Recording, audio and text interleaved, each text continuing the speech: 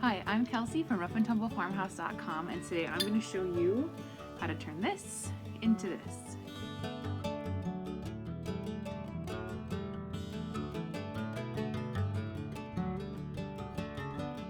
It is fall here in Minnesota, and we have harvested everything we're going to harvest out of our garden. We actually got a pretty decent crop of beets, those anyway that survived the weeds that I neglected to pull. And we've eaten beets pickled, we've had them on salads and roasted in a bunch of different ways. And I thought another fun way to use our beets is to make beet kvass. Beet kvass is something you make just with beets, water, and salt, so it is a really easy fermentation project, even if you've never done fermentation before. Now, if you don't like beets, chances are you're not going to like beet kvass. It is a drink that definitely tastes like beets. It is a little bit sweet, definitely earthy, and it ends up with a bit of a tang that all fermented beverages typically have. Now, beet kvass is awesome because it has all the benefits that you get from eating beets. I mean, not quite all the nutritional value, but you're going to get potassium, magnesium. It's high in vitamin C and high in folate. So if you happen to be pregnant, like I was not very long ago, it's really a great beverage for you to have. And it's good too because you can mix it with apple juice or honey or add some other things to it and really make it very, very flavorful. And it kind of cuts down on the beet a little bit, but it's beet kvass. It's going to taste like beets. And of course a beet, about 1.5 pounds worth of beets is what you need, a 1/2 gallon mason jar, some non-iodized salt, I'm a big fan of the Morton kosher salt, measuring spoons, a plate for later, and you'll also need eventually a colander and a bowl with a lip. So first trim your beet, get rid of the real rooty part of the root, I guess, and then you are going to go ahead and take all the skin off the beet as well. You can do this with a knife or a vegetable peeler, either works just fine.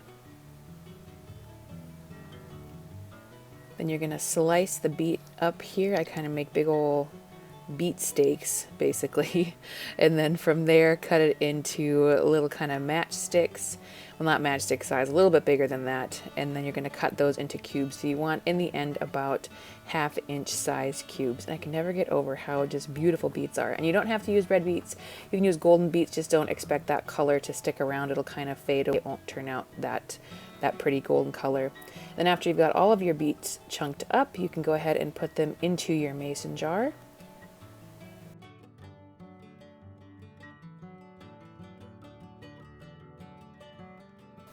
After that, we are going to be adding 2 teaspoons of the non-iodized salt. So just toss that right on top. And then you're going to want a filtered water or an unchlorinated water.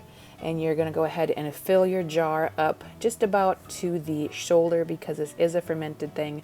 So it might overflow if you go all the way to the tippy top. And then from there, you are going to stir it all together really well. And now you're going to do this stirring the same way every day for about 7 days. And if after 7 days you want a stronger, almost more vinegary flavor, you want to leave it for about another 7 and just make sure you keep. So after you've stirred, cover it with something that's a bit breathable. So I'm just using a paper towel here. You can use a dish towel, that works fine too. And make sure that you secure it. I'm just using an extra rubber band we had around flies and the like out of there. So after 7 days or 14 days, however long, go ahead and strain it out. Really simple. And if you want, you can reuse these beets to make another batch of kvass, or I'm actually just going to be feeding this to my chickens. Beet kvass, which is what we are right now straining through the colander, keeps for about a week in the fridge. You can add it to soups and stews for really good flavor. You can drink it just as it is. You can mix in apple juice, you can mix in honey, all sorts of different things. And if you want a little bit fizzier, you can go ahead and put it in a swing top bottle like this one and leave it for another couple days on the counter. And it's really going to depend on how warm it is in your house, how quickly it is going to ferment and get a little bit fizzy. So make sure you are very careful though opening the bottle because beet juice is very hard to clean and harder to clean it off your ceiling. So here I do an okay job of pouring it into the bottle. That's why I recommend having a bowl with a lip on it.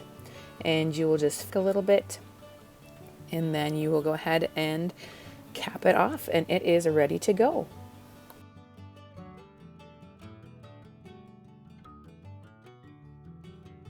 And there you should have a delicious, wonderful probiotic fermented beet drink. I hope you like it. And one word of caution that I should give is if you happen to notice that things are a little bit red in the bathroom department, don't panic, it's just the beets. Thank you so much for watching. Always appreciate if you like, share, subscribe. I share new content every single week about farming, family food, and fortitude here at our Rough and Tumble farmhouse.